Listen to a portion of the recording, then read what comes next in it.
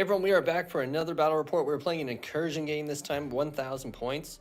As always, I have my Tyranids coming out, and I'm playing against a special opponent today.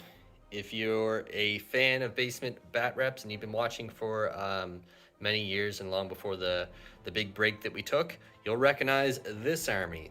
So I'm up against the Eldar. They were a incredibly regular opponent of my Tyranids back in the day. It's my brother's Eldar army, and he's home. And he's going to relearn 9th edition and learn 9th edition. Hasn't played it yet. Hasn't played since, I think, 7th. So like myself, he took quite a big break there. But we're very excited to get them out. And you'll have to, there's some, like, these models are being repaired too. These poor guys were in storage for almost 4 years. So they haven't been used in quite some time. But they held up well through the few moves that they went through. Very excited to see them on the table again. But let's get on to my list. So I brought a Leviathan Detachment, where we are playing his first game of 9th edition. I tried to throw together kind of a basic list to give him an idea of how everything plays, but he's ready to take these Tyranids down. So it's a Battalion with a Neurothrope and Tyranid Prime. Tyranid Prime's kitted out, as you see, Deathspitter, Lash with Bonesword. Neurothrope with Catalyst, Resonance Barb. Prime is the Warlord. Troops choice, I have 2 units of warriors with Venom cannons, Deathspitters, and Boneswords. 2 Termagant units, 10 each. I brought some psychic opposition for them. 3 Zoanthropes, and they have psychic extremist or power. Then I brought 3 Carnifexes, kitted out a little different with each one. So monstrous scything talons on this guy. They all have enhanced senses, and instead, I know they have Devours there, but they all have the Deathspitters. I'm bringing something different here.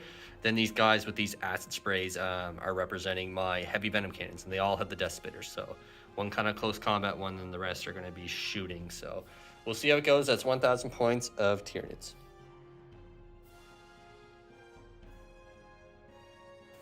All right, guys, so we have 1,000 points of Aeldari for you, and leading the pack we have a Farseer. He looks like he's riding into the ground right there, and he has the Youthwy Craft World Eldar ability, and he is kitted out with Doom and Guide, and then we have a Warlock also on a bike right beside him, and he has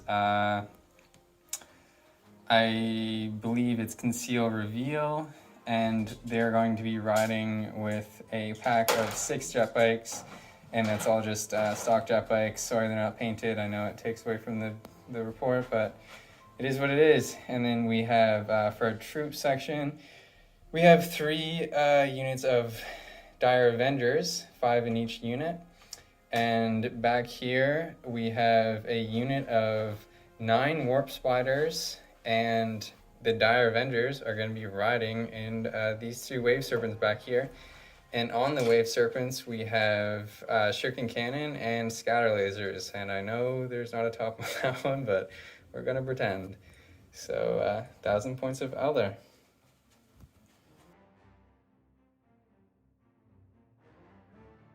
All right, where we're playing Incursion, it is a smaller table size, so it is from, I'll get a marker, kind of go through here. So if you watch my hand right here, that is the line and over, and this is the table we're playing on. The mission we are playing is, I forget, we'll find out in a second. We're actually playing from the rule book. We're not using the Incursion tournament pack, just to kind of keep it a little easier, and some of the secondaries are a little bit easier and whatnot from the rule book in a sense to new players depending on your perspective. But the mission is called Ransack. So there's a total of 6 objectives. Deployment is 14 inches essentially, 7 from the center for each side. So from here back is the deployment zone. 6 objectives: 1, 2, 3, center of the table right there, 4, and 5, 6 right there. For secondaries, I chose Attrition, Banners, and Engage. I chose a couple different ones that I would normally take, also because obviously Scramblers isn't in the main rulebook. I always take that, but I try to take a couple different ones to kind of shake things up a little bit, especially where this is a learning game, but we're still going to record it just so you have some fun content to watch. Plus, also, I'm sure you'll have some suggestions for the Eldar where they are new, and I'm certainly not an expert or know anything about Eldar in 9th edition, let alone 8th So, we're going to roll a dice here, find out who's going to pick their deployment side. Ready? Yeah. All right, so we'll roll. We'll find out who gets to pick the deployment zone. A 1, so you can just grab one of those. A 1. 6, all right. So Eldar get to choose their deployment zone. So we'll come back afterwards, see where the Eldar are deployed and where my Tyranids ended up, and we'll find out who gets first turn.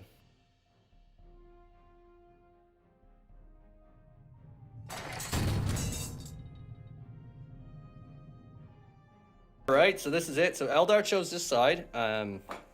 We got a little shelf just to divide the table there. So they deployed along this edge. It was, I think it was 9 inches back. So these bikes actually have to go back. Oh, okay. That's all right. Yeah, no, we were chatting about everything when we put those down. So this is where I am at with my Tyranids. I got my Carnifex, Gaunts holding the objective on that side. Warriors there, Prime, Carnifex, the 2 shooting ones are there. My other unit of warriors right at this end. So we talked about the sides, and it was kind of hard to say. Like, this side was better for objectives because you can hold, like, this one hidden behind the wall of, like, the Gaunts. But on the other side, your central objective is a little bit more secure, and kind of coming around isn't as bad. So he thought with his speed that would be a good idea. So it'll be interesting to see how that plays out. And then I also have to come to him, especially with my Carnifexes, so he'll be able to kind of chew them up potentially. And there's on this end my Zoanthropes, Neurothrope, Gaunts, and then melee, semi-melee effects. Then over here, the jet bikes with the Warlock, Dire Avengers back this way. Wave Serpent with 5 Dire Avengers. These 5 lads are inside. 5 more on that objective. Another Wave Serpent there. No one's inside that. All the Warp Sliders huddle up there with the Farseer. So that's the point. We're going to find out who gets first turn now. So, ready? Yeah. Oh, wait. Yeah. 6 versus a 6. Oh my goodness, look at that. All right, so let's go. 5, a 1. All right, so I will take first turn for sure, which will also give you a good chance actually to see how everything works now. Right. But this is it. So last time you played, there's steal the initiative, so not this time though. So we'll come back after turn 1 movement and see what it looks like.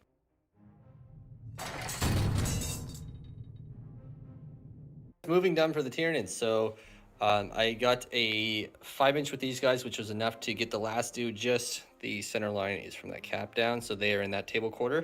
Didn't have to spend any CP for overdrive. I do have 7 CP total. I didn't spend any. I don't know if I mentioned that. Didn't spend any building the army. Warriors came up top there to get line of sight to that tank, or actually even at those bikes. This Carnifex moved over to get line of sight onto that tank. I'm going full commit to him. We'll see what happens. If I can get rid of one of the tanks, I'll be off to a good start. If I don't, I will be in trouble. These Zoanthropes moved over this way. I can Psychic Scream in at the Warp Spiders who are behind that piece of terrain where it ignores line of sight and goes just closest. So they are closest from the center Zoanthrope. And my Neurothrope moved over. He's just tucked in back there, and he is just in range and can see the edge of that tank for his smiting. So that's movement. We'll come back after Psychic and shooting and see what it looks like. Ends all of the Psychic and shooting, and actually the turn. Oh my goodness. I did not kill that tank. It was down to 1 when I committed everything to it, and I just could not kill it. Actually, and I dropped this tank down to 10 wounds. Literally, the Wave Serpent shield saved it. And then it came down to 1 last wound. He failed it, spent a command point, so he's down to 5 to re-roll. It needed a 5 up to get it, and he got it. These Zoanthropes as well. Super smited in, only did a single win. I got D6, 2 6s, and had one of my zones drop to that. So not looking good for attrition. Obviously not going to get that first turn, so that is going to hurt me. Forgot to mention I threw a banner up with the Gaunts here. Didn't do it in the other one, probably should have. Again, playing different objectives than I normally do just to make it a bit more of a challenge, but I'm going to have to recover from that. So Eldar is setting up for a good turn. Let's see if they can come out, hit the Tyranids hard, and get a jump on the primaries in turn 2 when it comes.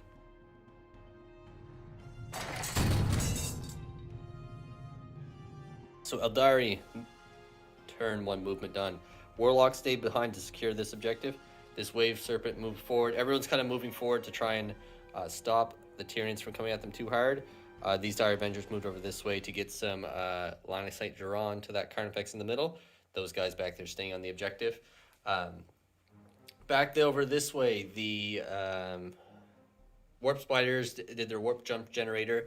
zipped on over this way, only getting a 12-inch with that. Fire Seer came over this way as well. The Wave Serpent moved forward just to get range onto the Carnifex there. He's got his Serpent Shield. May as well pop that where it's got 1 wound left, and it's also got some shots that can go around to other things. So that's it for moving. We'll come back after shooting. Or Psychic and shit. For Aeldari, turn 1. So what happened? My Carnifex there was taken out. He had to commit a ton of things to it. The jet bikes finished off. They used Fire and Fade to come forward, shoot, zip behind there for cover.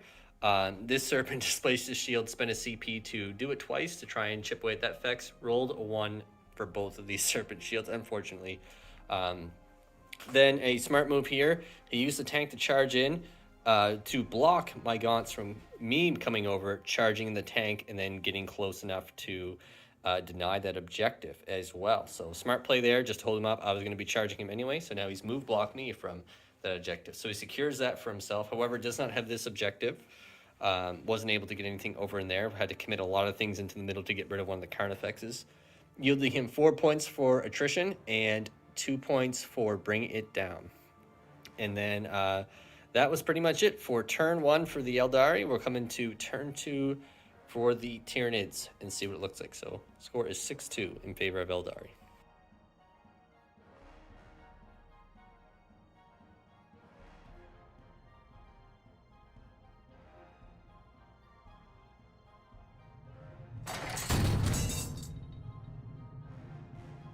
So that's it for movement for the Tyranids. So my Prime moved over this way to grab that objective, and he is threw up a banner there as well. Or sorry, that's what I mean by that objective. These warriors are obviously still holding it. They stayed still.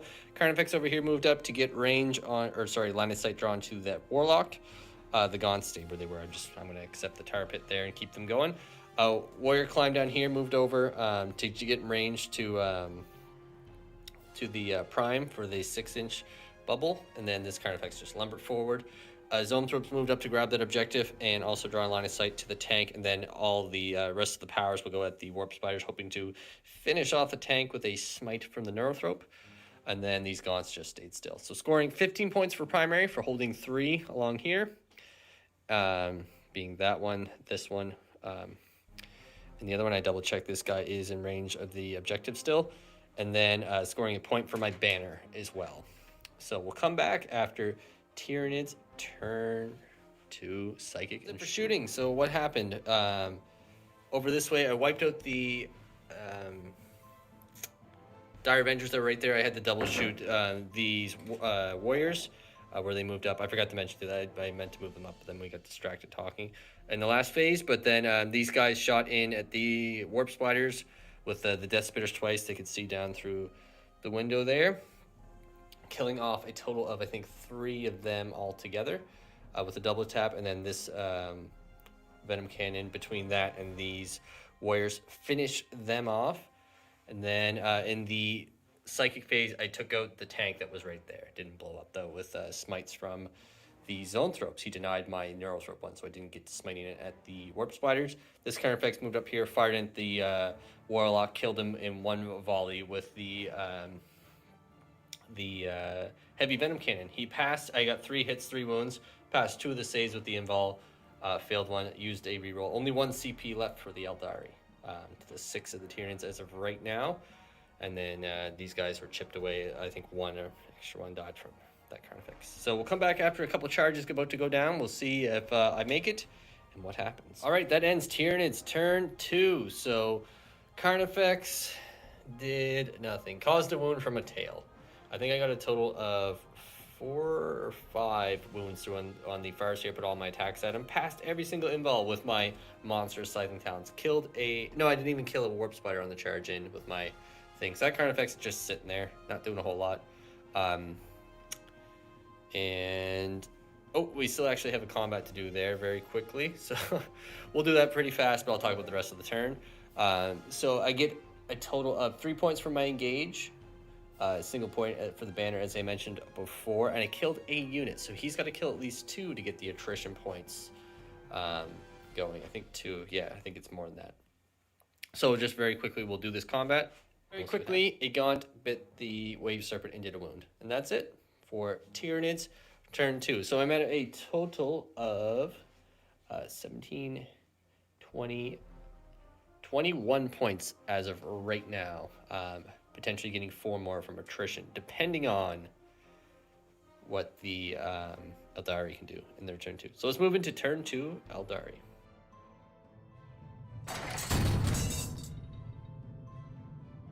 So that ends Aeldari turn 2 movement. So scoring 5 points for holding 2 objectives. This tank still holds this one here. So the Dire Avengers in the tank got out, moved, and did their little fast moving thing. I want to say fleet of foot, but that's a very old rule. It's been a long time since I played Eldar. But they did their move and advance thing, so that way they can still shoot as normal, plus steal that objective, plus throw down my banner. So denying me 6 points there. Then they had their choice of what to shoot at. All the bikes jumped out, ready to dice into my warriors there. Really looking to halt my point scoring and do a lot of damage over this way. The Warp Spider's disengaged. He's going to spend the 2 CP, the last 2 CP he has, to allow them to still fire in at the warriors there as well. And then the Fire Sea is just hopefully going to tie up that Carnifex. And then the tank staying in combat because it can still shoot the gaunts, so it's better than falling back and not being able to do a whole lot. So that is it for movement. We'll come back after psychic and shooting. So in an incredibly unstatistical turn of events in the Aeldari turn.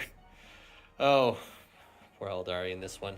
So we'll talk about the tank here in kind of this little section of the table. So the tank shot at the gaunts, in theory, should have been able to kill the gaunts off. The game plan was kill them all off the shooting, use the tank to charge the Carnifex to have him tied up. Shot with 8 scatter laser shots, had 6 ones, I think it was, against the gaunts. So didn't kill them off. Then the plan with the jet bikes after firing into these warriors who tanked, I think, 6 wounds between the Leviathan and getting 6 up or something like that. It was insanely unstatistical. They needed to get at least a 5-inch charge to get over this way, and then they were going to kill the gaunts, hopefully them consolidating to the Carnifex, but only rolled a 4. Then rolled very unstatistical for hits in combat, which actually worked out because now they have the gaunts wrapped and the gaunts can't fall back without an inch being they have to move an inch over, climb up that, move over. This bike will still have them in combat, so they can't actually get away, which is good for the Eldar because now the bikes and the tank can't be shot. Then over this way, the Warp Spider spent the last 2 CP to shoot and move again, using them to fire into the warriors, only killing off the 1 there between them and the jet bikes. Then they charged in, being their strat allows them to shoot and charge, and the Carnifex was dropped to 5 wounds after the Farseer smited him. Tail attack again, doing a single wound, and that's it. So, no units fully killed for the Eldar altogether. Nope. So that is 4 more points for the Tyranids going into turn 3.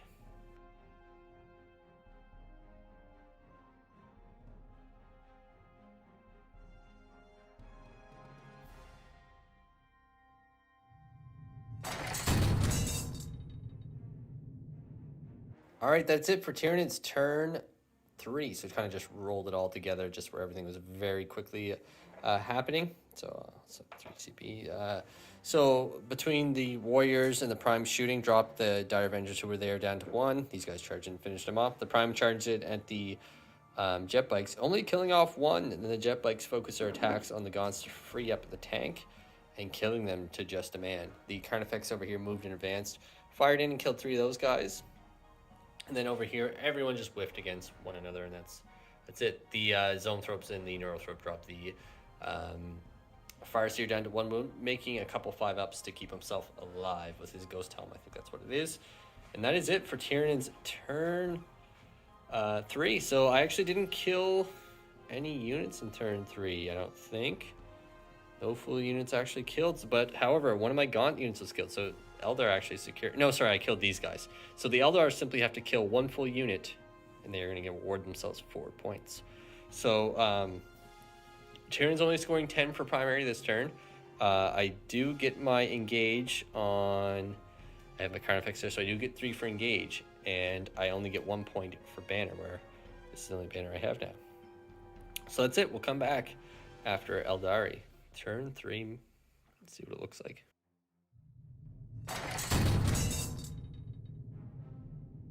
So that ends the game. That's the end of Eldari turn 3. But we're going to call it here just based off what's left on the table. So there's only 2 jet bikes left right there. The Farseer died. They came back to life with his explosion. Did a wound to the Carnifex. The next turn, predictably, these guys will kill him. The tank charged the Carnifex. Did a wound to him. Or sorry, no, there was the shooting from the Avengers did something to him. The tank just tied him up, and realistically, these guys will charge in, and then I'll be maxing on points next turn. So we were talking about it. It was just down to luck. I actually piled up. Those are all my saves against the Carnifex. Just luck, I think, was the big thing. Really, I don't think. I mean, definitely people can correct if it's. Any suggestions for the Eldar on a whole? Yeah, and I haven't used Eldar. We haven't looked at them. So if any rules or anything are slightly off that you guys noticed, feel free to let us know. Exactly. So we're still very new with Eldar, with them returning to the channel. But on a whole, I think you played it pretty well. It's just luck, like I said. That Wave Serpent rolled 6 1s, firing with the Scattulator at 2 gaunts. Yeah. So. Yeah, just a very, very poor luck. Yeah, you made a lot of good saves. I had a lot of bad rolls for wounds and hitting. And your Wave Serpent, you just didn't get a single shield off. He rolled a 1 for every single Wave Serpent shield roll, and each of those shield rolls would have made a huge difference. Again, that was shield roll against the gaunts there, and then also double shield rolls at this guy with the stratagem, which potentially that's rolling on average. That would have been 4 mortal wounds. That would have been a dead Carnifex right there. So. I'm so used to playing with this whole table too, so condensing it down to I haven't played since 7th, so 9th playing this side, it's so hard to avoid any close combat engagements, and I'm used to almost being able to play around people. Here it's unavoidable that you're going to essentially just crash head first. Yeah, it's definitely even just the table size on a whole being smaller around there. Even with the larger games, it is much more fast-paced, but that was it. So we're definitely going to get more games in with the Eldar as they review and learn from this game, and hopefully the dice will be a little bit kinder to them. His blue dice over there did not. We tried 2 different stacks of dice, and neither of them were really doing too much. Yeah, they were upset that he left them for so long. Yeah, so that's it. So stay tuned for more Eldar and Tyranid battle reports, potentially some Ultramarines getting featured soon as well.